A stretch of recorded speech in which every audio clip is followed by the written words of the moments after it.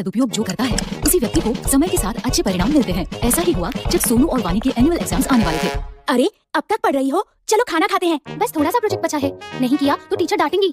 और अगले वीक से एग्जाम्स भी तो शुरू हो रहे हैं। वानी बहुत ही मेहनती और समय का सदुपयोग करने वाली बच्ची थी, जबकि उसका भाई सोनू बहुत ही लापरवाह और शैतान बच्चा था। हर काम कल पर टालता था। तुम्हारा प्रोजेक्ट हो गया? अभी से प्रोजेक्ट? वो तो 6 पीरियड में देना है। अभी भी 2 पीरियड बचे हैं। मैं झट से कर लूंगा। अब जल्दी आओ, भूख लगी है और खेलना भी है। अरे सुनो, रुको, नहीं करोगे तो टीचर डांटेंगी।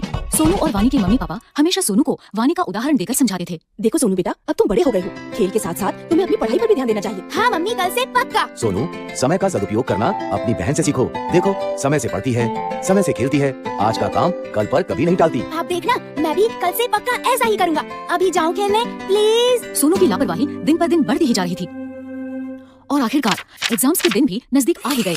सोनू वानी की परीक्षा में अब केवल 2 दिन बाकी थे। बच्चों, अगले सोमवार से तो तुम दोनों की परीक्षाएं शुरू हो रही है ना? खूब मन लगाकर पढ़ो और अच्छे से परीक्षा दो। सोनू, मुझे तुम्हारी बहुत चिंता हो रही है बेटा। तुम हमेशा आज का काम कल पर टाल देते हो। पढ़ाई कल पर नहीं टालना।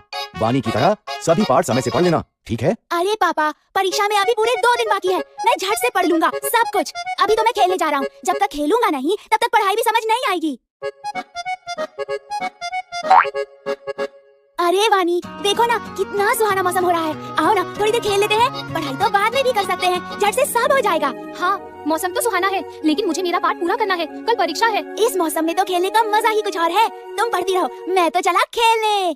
कुछ देर बाद वानी ने देखा कि सुहाना मौसम धीरे धीरे आंधी तूफान का रूप ले रहा है और काले बादल घुमड़ रहे हैं, मानो बारिश कभी भी हो सकती है। बारिश का मौसम देख वानी को चिंता होने लगी कि अगर बारिश आ गई तो उसका पाठ कैसे पूरा होगा, क्योंकि बारिशों में अक्सर घर की बिजली कट जाती है। उसने सोनू को आवाज दी। सोनू, सोनू सुनो, मौसम देख के लगता है बारिश होने वाली है। शायद रात को बिजली भी कट जाए। खेलना छोड़ो और आकर अपना पाठ पूरा कर लो, वरना कल परीक्षा में क्या लिखोगे? चिंता मत करो वानी, अभी तो दोपहर ही हो रही है। रात को बैठकर मैं फटाफट सब खत्म कर लूंगा। बिजली नहीं जाएगी, बल्कि बारिश के बाद पढ़ने में और मजा आएगा। अच्छा, मैं जाता हूँ, मेरी बैटिंग आ गई। सोनू देर शाम तक खेलता ही रहा, लेकिन उसकी चिंता तब बढ़ी जब अचानक से बारिश शुरू हो गई। सोनू बुरी तरह घबरा गया और घर लौटा, जहाँ आकर उसने देखा घर पर ही नहीं बल्कि पूरे गांव में बिजली नहीं है। ये देखकर सोनू जोर जोर से रोने लगा। कल परीक्षा में मेरा क्या होगा? मैंने तो एक पाठ भी नहीं पढ़ा और अब तो बिजली भी नहीं है। मैं तो फेल हो जाऊंगा। मैंने कहा था ना, अपना पाठ समय से पढ़ लो। मैंने तुम्हें 1 हफ्ते पहले ही कह दिया था कि समय पर पढ़ाई कर लेना, लेकिन तुम्हें कभी कुछ समझ नहीं आता। अब भोगो। सॉरी पापा, अब मैं क्या करूं? काश मैंने सही समय पर ही अपने पाठ पढ़ लिए होते। उसे समझ आ गया था कि उसकी लापरवाही के कारण उसके पास अब पढ़ने का समय बचा ही नहीं। रोने से अब कुछ नहीं होगा। अब समझ आया कि सर तुम्हें क्यों समझाते थे। अब रोना बंद करो और चलो मेरे साथ। मैंने अपनी पढ़ाई समय पर ही पूरी कर ली थी। मैं तुम्हें सारा पाठ समझा दूंगी और याद भी करवा दूंगी। चलो। अगले दिन दोनों बच्चे खुशी खुशी परीक्षा देने गए। जो समय का करे सम्मान